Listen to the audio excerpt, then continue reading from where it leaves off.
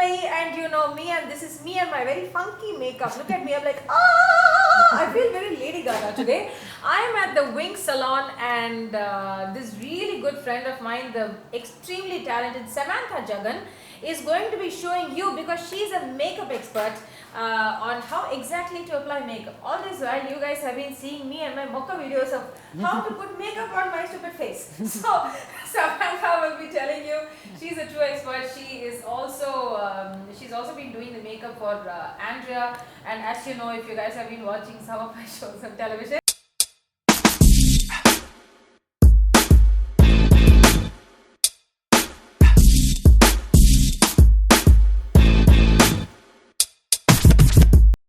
now we're starting with concealing the under eyes.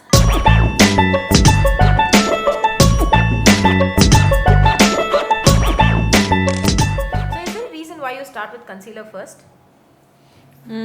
Usually I like to start with the around the eyes. It helps me understand the tone of skin. Usually that's the different color tone from the rest of your face.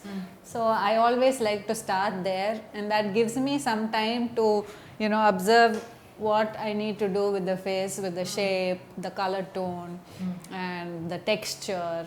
Usually the texture, most complicated texture will be around your eyes, because it's your skin around the eyes is 5 times thinner than your facial skin. Right. So yeah, it sort of gives me more understanding about that person's skin and color tone.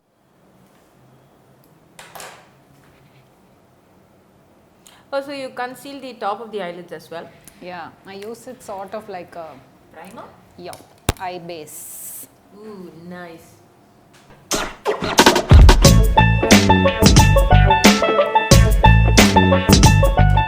So now Sam is using this very light pink shade from the Natasha Denona green brown palette, and she used the Laura Mercier translucent powder to set my concealer, and then that's when I realized that perhaps I don't need foundation at all, and I was just telling her that. So you were saying that when you Yeah, we usually tend to have an understanding of how much base you need, especially as makeup artists. We are so used to working on so many faces that you don't personalize it to each type of skin. Like your imperfection is very minuscule and it's only around the eyes. So moment you finish, now I feel you don't really need a heavy base at all. Right. Whereas if I had done the other way around, I would have default taken how much I would take and cake you up, which was not essential. So that's one of the tricks why it helps me to finish eyes and then go to the face. That is something I also realized just now. Nice. So she's now gone into the Huda Beauty, the original palette, and she's going to some shade, I don't know which one. Yeah, I think we are working on a sort of pink, soft pink smoky eyes. I've never seen Chinmayi do smoky eyes, so. And she always complains about her hooded eyes. Yes, I have hooded eyes, and smoky eyes with a hooded eye will be what? I don't know.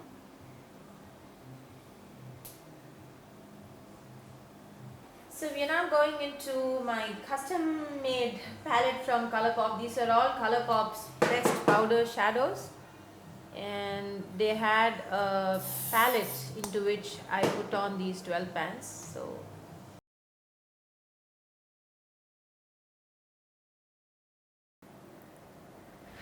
I love how pigmented these shades are. Love? Crazy. So Samantha Jagan thinks that the Colourpop's pressed powder shadows are super crazy pigmented. Yeah. Point to be noted, people. I've always loved Colourpop because they're affordable, they're inexpensive, and great quality eyeshadows. And these are the first palettes that I actually bought. The first palette I bought, I think, was the Tartlet in Bloom, which I did tell you guys. And then once I discovered Colourpop, thanks to the lovely Kathleen lights, I started collecting these, and so yeah, that's that. If you like it, you keep it. Yeah, I'll create one more for myself. Wow. You know why I love to shoot with her? For such reasons. So this is a 12 pan empty palette that I got from Colourpop's website. So if you see, this is something that I put together. I wanted to use this as a base shade, this as perhaps a crease and a transition, and this could also be a really nice transition shade. So I kind of made this palette together, and I'll perhaps try and remember what shades I put together and link it down below in the description box when this video goes up. And that is that. And this palette I am going to give it to Samantha. So she's basically using eyeshadow to line my upper lash line, and she's Smoking it out.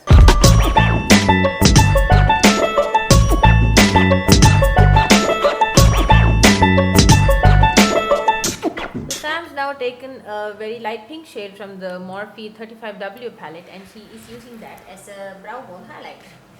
This is on the top row.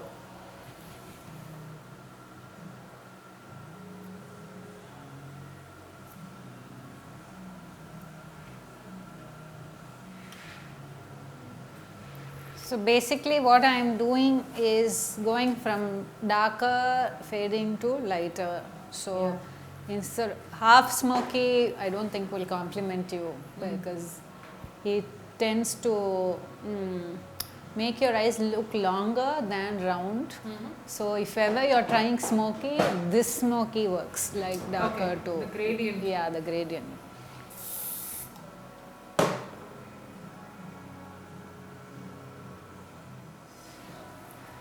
So Sam is now going into the Anastasia Beverly Hills DipBrow Pomade, and she's doing something with my eyebrows.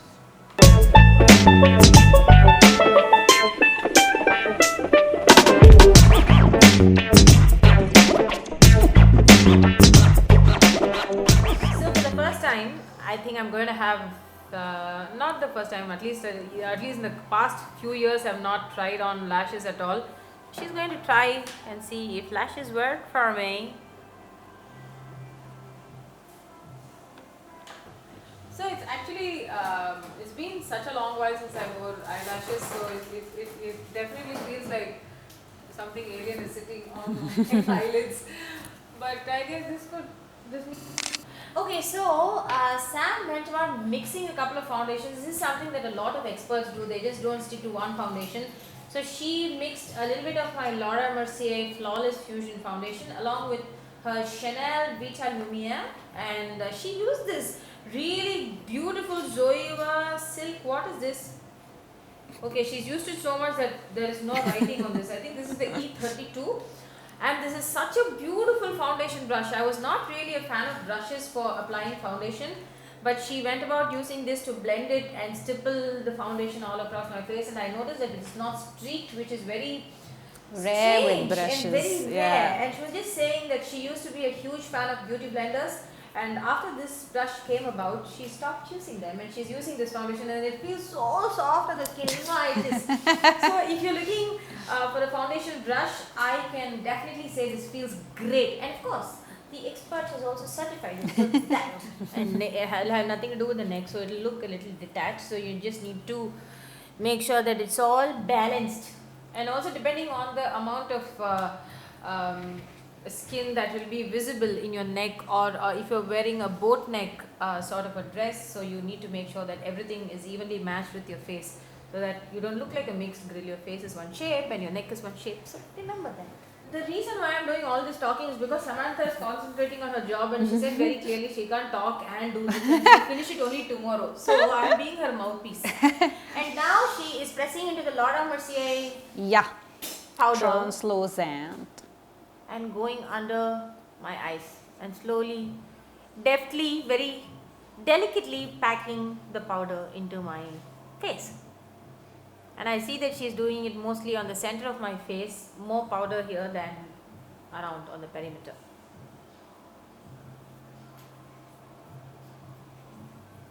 So Sam's now going to be contouring, and I noticed that she is using a concealer which is a couple of shades darker than my skin, and she's drawing all these fancy lines.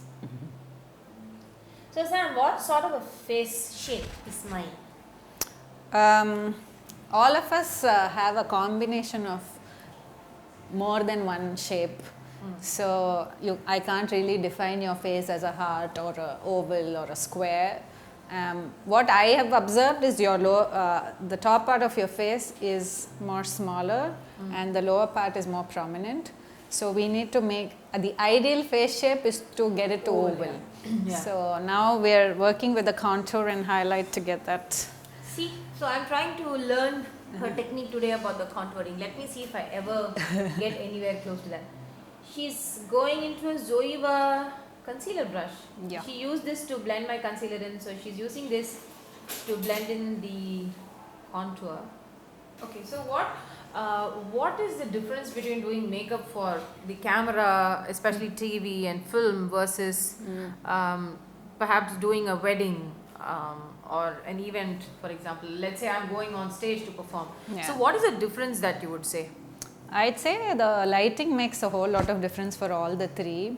So video is different from print, Right. and then stage is different from people meeting you in person. Right. So brides need to look as natural as possible. Especially I like my style of working with the brides is to keep them to look themselves, but the best version of themselves. Stage needs to be more. Yeah. Photo shoots can be slightly more subtler, and movies very natural. Okay. Because you are in different lighting and you are in motion, so you don't know where you're being captured from. So according to I think it's mostly about where the camera is and how the lights are. Now you work on a lot on your top lid. Instead, we could do the other way around. Okay. Most of the hooded eyes, if we do another video, I'll tell you how that works. This is a smoky eye, so I'm still doing the way you would do.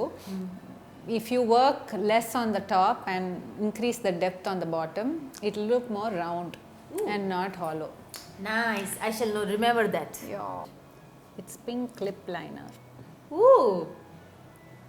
I didn't know you could use lip liner like this. Pink lip liner. Oh, cool.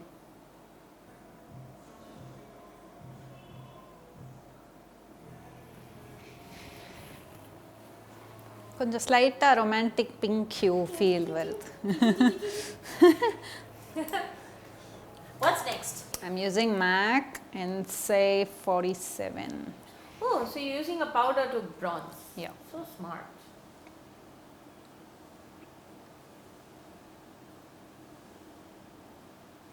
This is something that I saw, I think, Patrick Tar do. He's somebody whose videos that I watch a lot on YouTube. And he contours with foundation and... Yeah, so you do it with foundation and cream if you're on stage. So like these things will matter. If you do powder for like a day thing, then that's good enough. But if you are on stage with lights, no amount of contouring will be visible. So you need to layer it more. Right.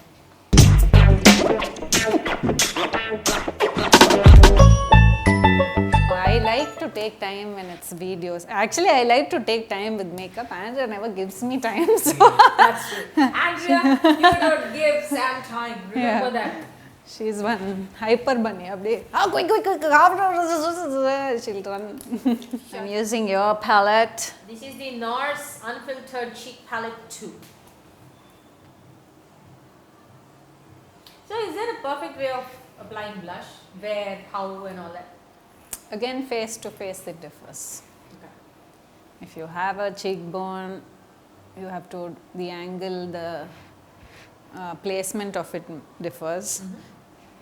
If you already have a high cheekbone, then very subtle. Like I have a very high cheekbone, so I can't do it. I actually have to soften it. Without blush also works, just a dash of tint, cheek tint or something. Or I can just do it here, not go from here. Otherwise I look more, Okay. you know. So for my cheekbones, what is the right way to go about doing it? So You I also have no, you also have a nice cheekbone. I think you just need to hug it right under the bone Okay. and not come too much towards your face. Just here. keep to the Yeah. sides.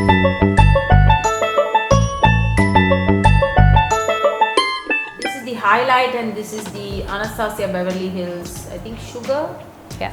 palette.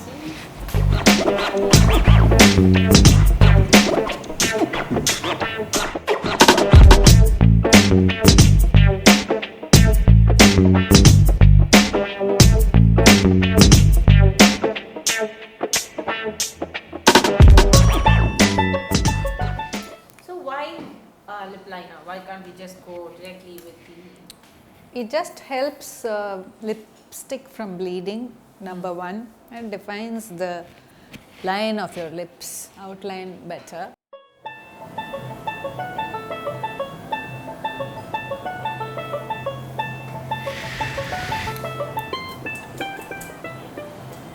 This is one of my favorite lip shades. This is the Too Faced Melted Matte in Sellout. It's lovely, peachy, almost nudie, nice shade.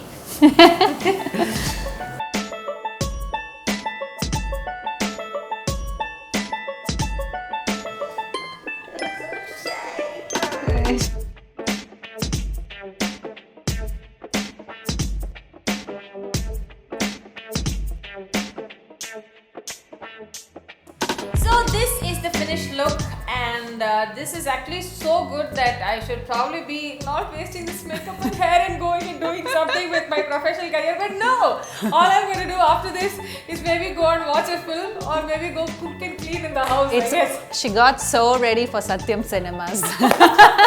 Anyway, full disclosure, this is not completely my original hair. About 1/5 of this is extensions. So please don't be cheated by thinking that I have so much hair and what is the secret of my hair. No such thing like that. I'm wearing extensions. It's been curled and it's been matched to the tone of my hair and stuff like that. And this is how makeup looks when an expert does it, and this is how hair looks when an expert does it. And this was completely shot at the Wynk Salon. Samantha was really kind to have spent some time, and she got this done for me. And in a couple of days I'm going to be performing at Anna University's Techofest, and she's going to be doing my hair and my makeup for stage. And for that I will tell you how she will tell you how she's going to take it forward, and you will see the marked difference on making on makeup for something like this very face to face, perhaps cinema, perhaps film, or perhaps camera, to makeup for stage. So until I see you in my next video, this is Chinmayi saying bye bye bye bye, and this is Samantha Jagan, and this is the Wynk Salons.